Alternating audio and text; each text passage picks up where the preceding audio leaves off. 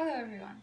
Today the topic of my speech is going to be how people use and overuse water in today's day and age. I know that there's a lot more in everybody's minds today than water shortage or climate change, but this issue is really close to my heart, and I believe that it is still relevant because I believe everyone will feel affected by this issue at some time or the other. Um, I want to be a geologist in the future, and last semester I took a class on humans' relationship or people's relationship with water, and that was honestly one of the most interesting classes that I've ever taken. So, in today's speech, I want to talk about specific ways how humans overuse or misuse water um, today. So the first one is rerouting rivers to places like California or Las Vegas that were initially deserts. Um, the Colorado River was rerouted away from Mexico to California for agricultural uses.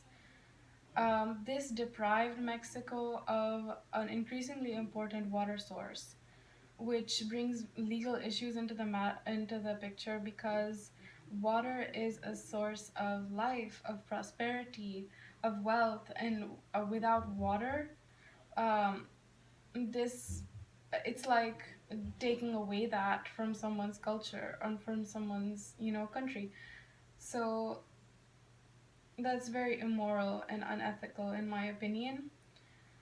Um, The second issue is obviously biological, that the organisms that had access to this water don't have it anymore.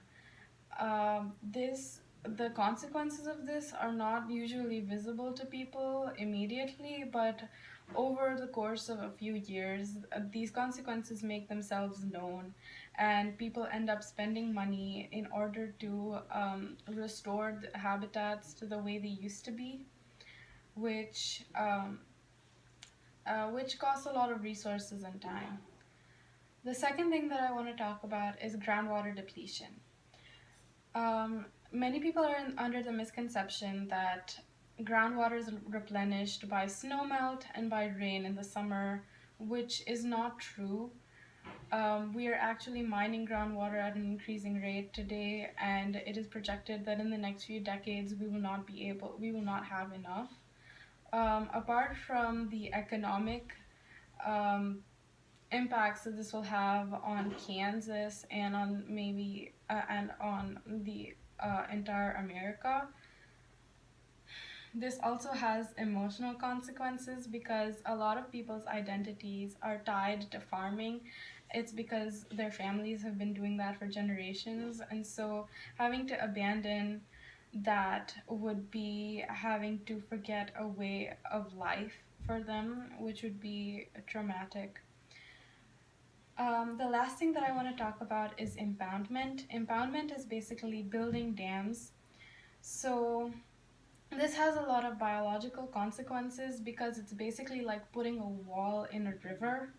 So fish or other organisms that would need to, as part of their life cycle, go to the sea and then come back to the river, that a part of their life cycle would not be possible anymore, so it would stump their growth and maybe cause a decline in their population or even extinction.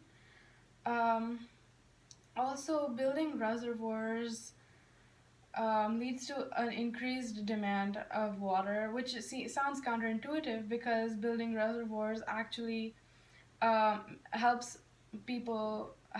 governments meet the demands for water, but actually building reservoirs helps increase demand for water because it causes a lot of people to settle in that area, which increases the demand for water, and therefore building more reservoirs implicates the need to build more reservoirs in the future. Um, so, yeah, um, in conclusion, people are using and overusing water in increasingly imprudent ways. Um, these days, and I don't know the solution to this currently, but I do hope that I will after I hopefully become a geologist. And in summary, people are using and overusing water by rerouting rivers, mining groundwater, and impounding rivers. And in the future, climate change is going to change these threats in ways that will make them harder to understand. So I really hope that we find a solution sooner rather than later, so that we won't have to deal with the increased effects of climate change on top of our already existing problems. Thank you so much for listening, and I hope you have a great rest of your day.